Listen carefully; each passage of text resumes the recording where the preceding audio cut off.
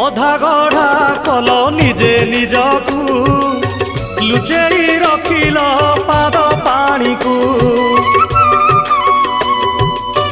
କଳା ଠାରୁ କଳା କାଳିଆ ମୁହଁ ଏତେ କଳା କାହୁଁ ପାଇଲ କୁହ। ସତେ କି ପାପ ଧୋଇ କାଳିଆ ଗଲ ହୋଇ ସବୁ କଳଙ୍କର ବୋଝ ମୁଣ୍ଡାଅ। କଳା ଶାନ୍ତେ ଅଛ କେମନ୍ତେ ସୁଖ ଦୁଃଖ ପଦେ କୁହ। ପ୍ରଭୁ ସୁଖ ଦୁଃଖ ପଦେ କୁହ।